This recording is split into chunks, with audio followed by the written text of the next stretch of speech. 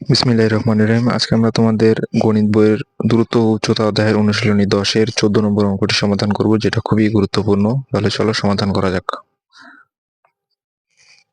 14 নম্বর প্রশ্নে বলা আছে, ভূতলের কোনো স্থানে একটি স্তম্ভের শীর্ষের উন্নতি কোণ 60 ডিগ্রি। প্রথমে আমরা এটা অঙ্কন করি, অর্থাৎ 60 ডিগ্রিটাকে ধরে একটা সমকোণী ত্রিভুজ অঙ্কন করি। এটা হলো 60 ডিগ্রি। পরবর্তী সেকেন্ড লাইনে বলা আছে, ওই স্থান থেকে 25 মিটার পিছিয়ে গেলে স্তম্ভটির উন্নতি কোণ 30 ডিগ্রি হয়। অর্থাৎ পিছানোর কথা বলানো হয়েছে, তাই বলে আমরা এটা পিছনের দিকে বর্ধিত করব। বলা আছে 30 ডিগ্রি, তাহলে এই কোণের মান 30 ডিগ্রি। 30 ডিগ্রি হয়। স্তম্ভটির উচ্চতা নির্ণয় করো। উচ্চতা এখানে বলতে এইচ, আর এখানে যে আমরা যে পিছাইছি 60 ডিগ্রি থেকে 30 ডিগ্রি পিছিয়েছি, এখানে বলা আছে এটার দূরত্ব হলো 25 মিটার। 25 মিটার বলতে শুধু এ, এটাকে ধরি এ, এটাকে বি, এটাকে সি, এটাকে ডি। এখন আমাদেরকে প্রশ্নে বলা আছে মিনারটির উচ্চতা, স্তম্ভটির উচ্চতা নির্ণয় করো। উচ্চতা বলতে এইচ ধরা হয়েছে, এটাকে আমরা এবার এইচ এর মান নির্ণয় করব।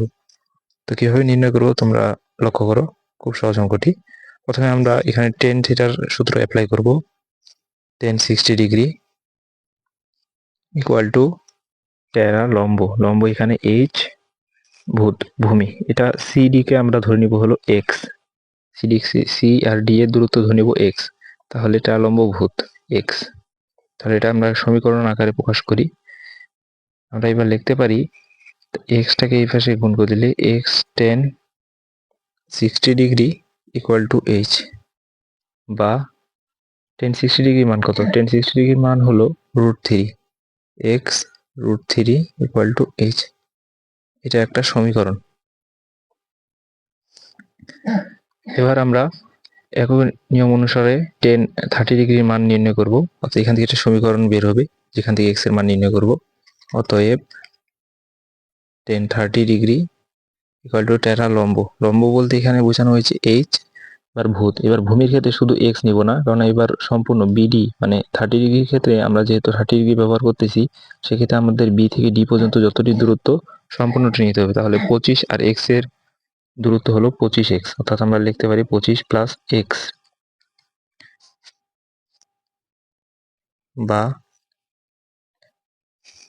এবার এটাকে আমরা এই পাশে গুণ করে দিতে পারি। 1030 ডিগ্রির মান কত? 1030 ডিগ্রির মান হলো 1/√3, 1/√3, এটা এইচ। এটাকে উপরে লিখতে পারি 25 plus x divided by √3 equal to H.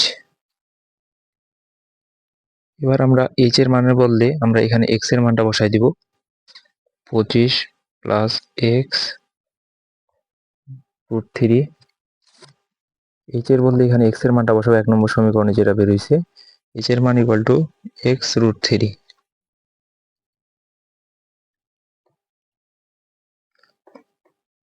এখানে √3টাকে আমরা এবার অপর সাইডে পাঠিয়ে দিব, কারণ এটাকে আমাদেরকে এক্স এর মান নির্ণয় করতে হবে। তাহলে 25 প্লাস এক্স ইকুয়াল টু √3টা ওই পাশে চলে গেলে √3 আর √3 গুণ করে থাকে হলো 3, তার মানে থাকে 3x।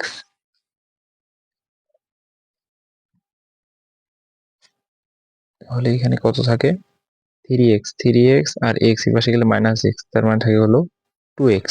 অর্থাৎ 2x ইকুয়াল টু 25। অতএব x ইকুয়াল টু 25/2, 12.5। এখান থেকে আমাদের x এর মানটা বের হলো, অর্থাৎ আমাদেরকে সিডি এর মানটা প্রথমে নির্ণয় করতে লাগলো। যেহেতু সিডি এর মানটা নির্ণয় হয়ে গেছে, তাহলে আমাদের সম্পূর্ণ ভূমির মানটা জানা হয়ে গেছে।